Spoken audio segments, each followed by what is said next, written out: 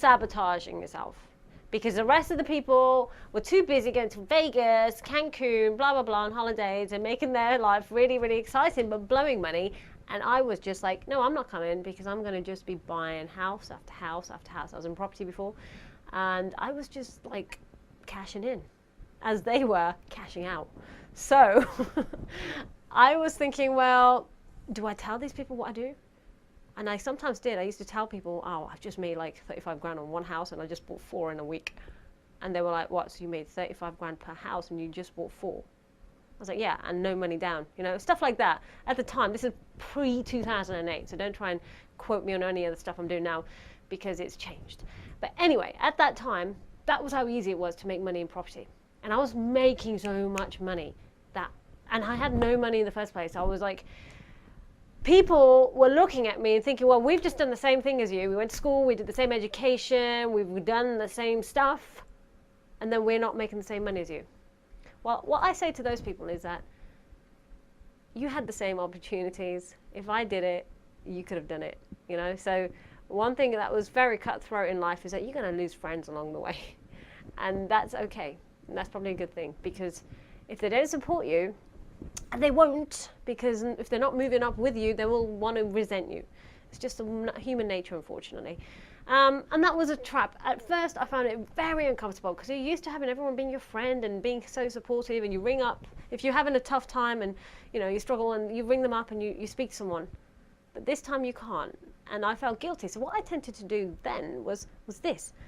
I ended up subconsciously self-sabotaging myself, i.e. not being as wealthy as I could be, trying to fit in with the rest.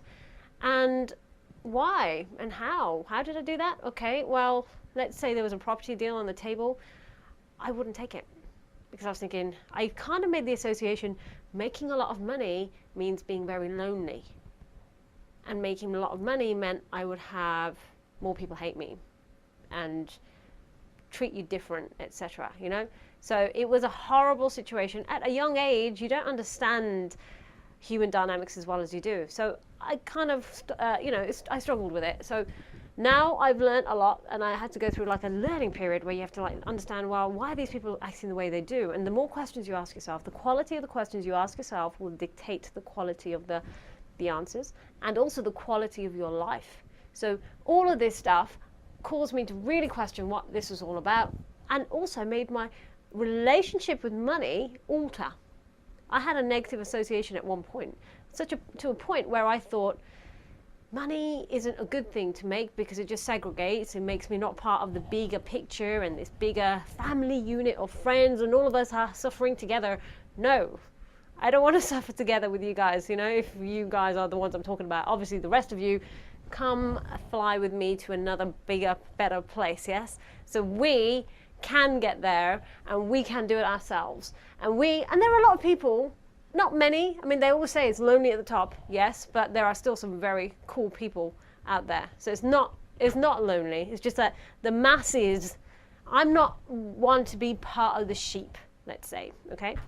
So let's go for the top of the pyramid, where you can get fewer people, but extremely amazing people with great charisma, with great personalities, with great vision. You only need about 4 or 5 of those people to replace about 100 of the other mediocre. So my answer to anyone who says, well, how do you cope with being wealthy? That's how you cope. By knowing that it's something that you've got to go through yourself. It's a journey for yourself. Appreciate the quality in life. It's not about quantity in terms of people.